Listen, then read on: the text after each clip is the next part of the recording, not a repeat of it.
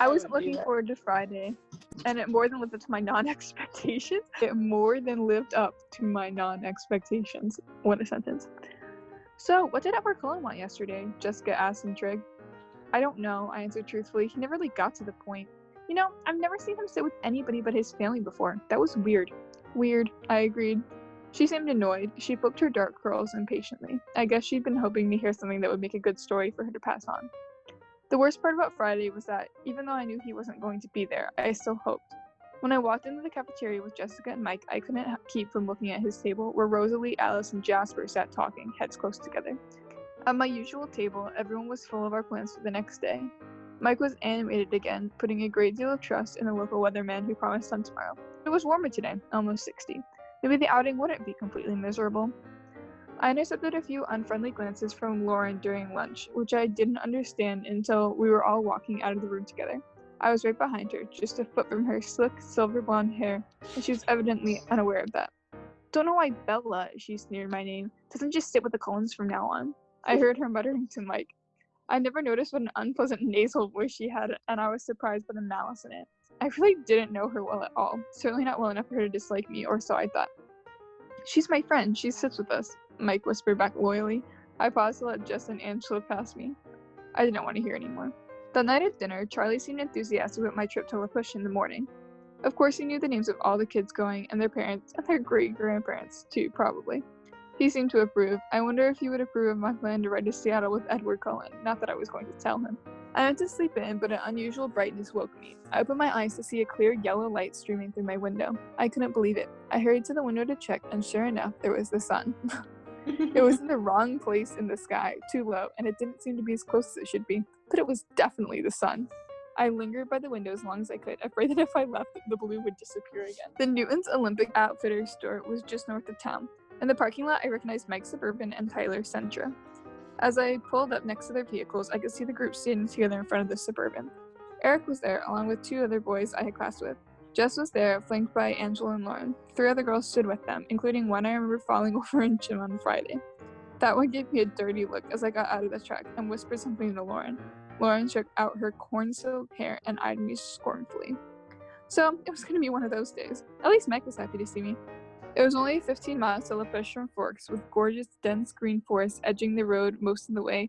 I've been to the beaches around La Push many times during my Forks summers with Charlie, so the mile-long crescent of First Beach was familiar to me. It was still breathtaking. The water was dark gray, even in the sunlight. There was a brisk wind coming off the waves, cool and briny. The clouds still circled the sky, threatening to invade at any moment, but for now the sun shone bravely in its halo of blue sky. We picked our way down to the beach, Mike leading the way to a ring of driftwood logs that had obviously been used for parties like ours before. Have you ever seen a driftwood fire? Mike asked me. I was sitting on one of the bone-colored benches. The other girls clustered, gossiping excitedly on either side of me. Mike kneeled by the fire, lighting one of the small sticks with a cigarette lighter.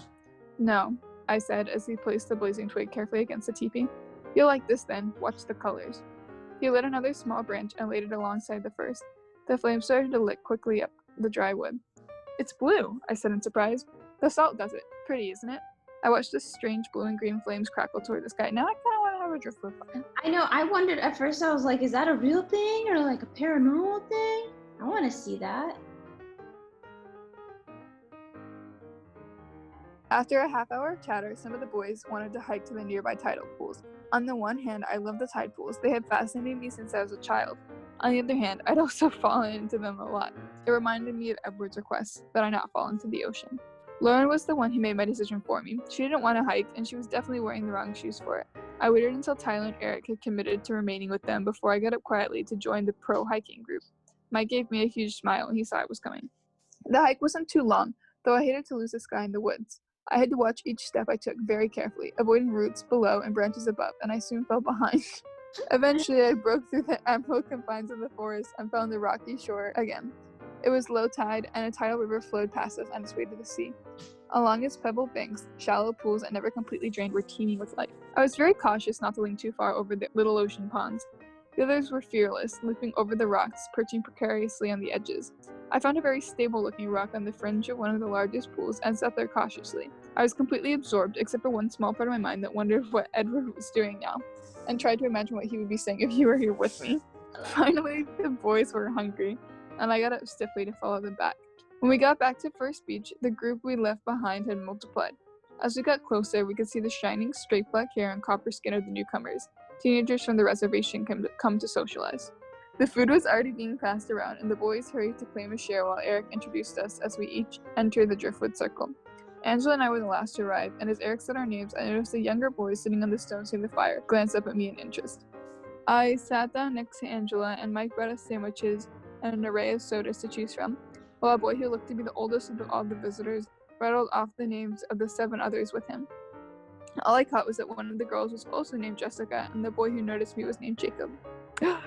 Name drop! As they finished eating, people started to drift away in 2s and 3s. By the time they had all scattered, I was sitting alone on my driftwood log, with Lauren and Tyler occupying themselves by the CD player someone had thought to bring, and 3 teenagers from the reservation perched around the circle, including the boy named Jacob and the oldest boy who had acted as spokesperson.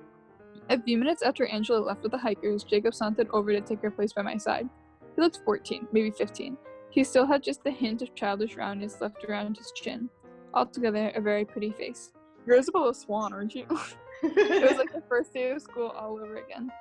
Bella, I sighed. I'm Jacob Black. You bought my dad's truck. Oh, I said, relieved, shaking his sleek hand. You're Billy's son. I probably should remember you. No, I'm the youngest in the family. You remember my older sisters. Rachel and Rebecca, I suddenly recalled. Are they here? I examined the girls at the ocean's edge, wondering if I would recognize them now. No, Jacob shook his head. Rachel got a scholarship to Washington State, and Rebecca married a Samoan surfer. She lives in Hawaii now. So, how do you like the truck? He asked. I love it. It runs great. Yeah, but it's really slow, he laughed. I was so relieved when Charlie bought it. My dad wouldn't let me work on building another car when we had a perfectly good vehicle right here. So, you build cars? I asked, impressed. When I have free time and parts. You wouldn't happen to know where I could get my hands on a master cylinder for a 1986 Volkswagen Rabbit? He added jokingly. He had a pleasant, husky voice. Sorry, I laughed. I haven't seen any lately, but I'll keep my eyes open for you. As if I knew what that was. He flashed a brilliant smile, looking at me appreciatively in a way I was learning to recognize.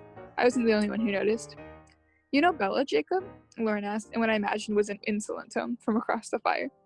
We've sort of known each other since I was born, he laughed, smiling at me again. How nice. She didn't sound like she thought it was nice at all, and her pale, fishy eyes narrowed. Oh my gosh, Bella. That's Fishy so eyes? Dang.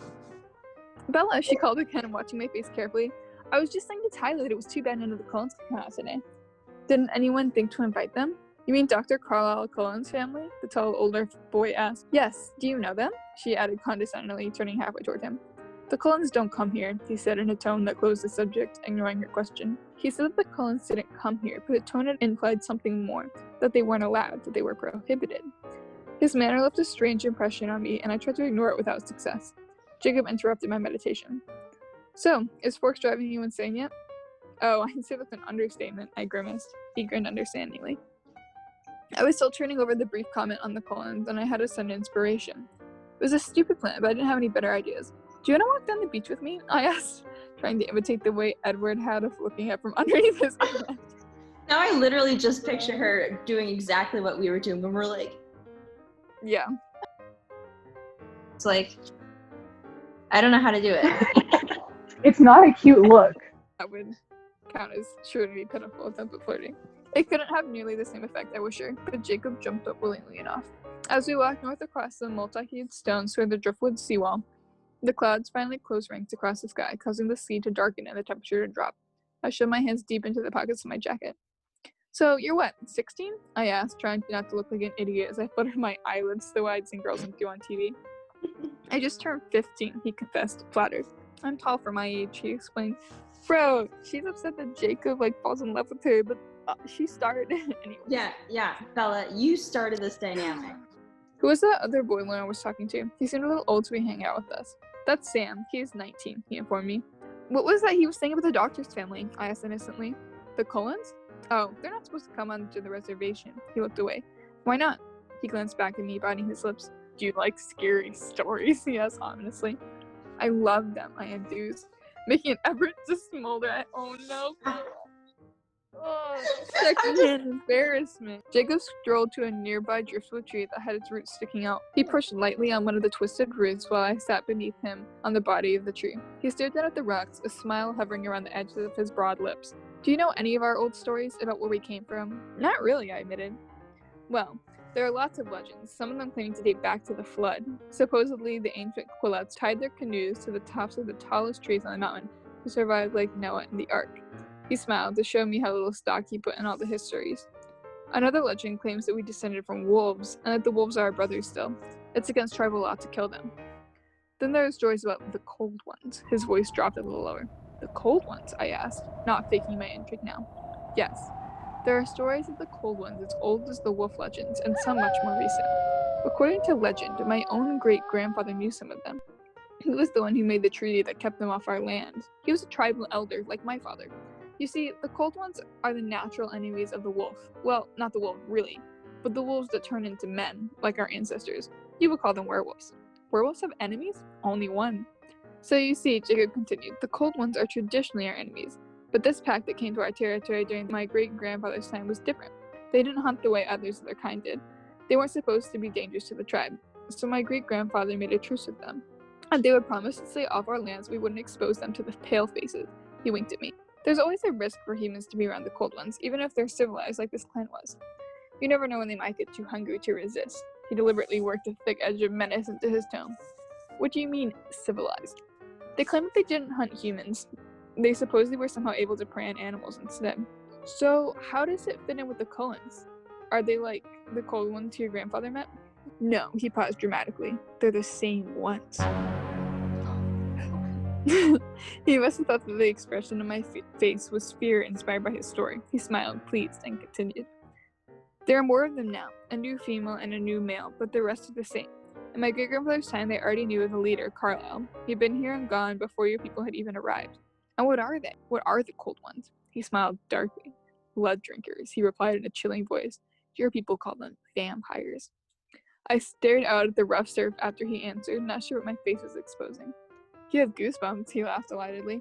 You're a good storyteller, I complimented him, still staring at the waves. Pretty crazy stuff, though, isn't it? No wonder my dad doesn't want us to talk about it to anyone. I couldn't control my expression enough to look at him yet. So, do you think we're a bunch of superstitious natives, or what? He asked in a playful tone, but with a hint of worry. I still hadn't looked away from the ocean. I turned and smiled at him as normally as I could. No, I think you're really good at telling scary stories, though. I still have goosebumps, see?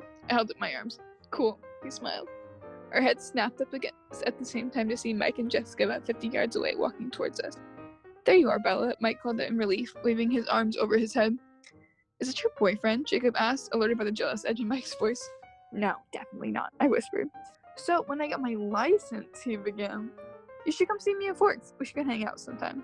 I felt guilty as I said this, knowing that I'd used him. But I really did like Jacob. He was something I could easily be friends with.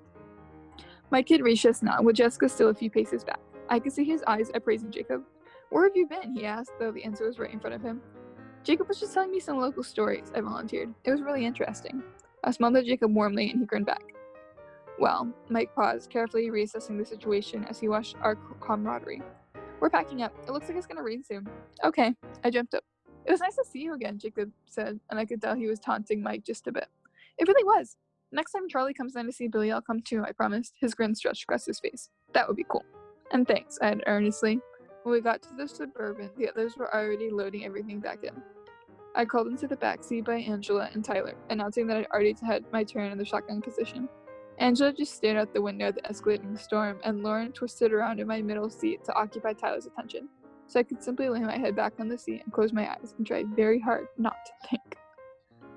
Oh my goodness. Oh, what an important chapter. I know, now we're getting somewhere. Hi. So, yeah, so hard to hang up on you. Hold up. I know. Hi.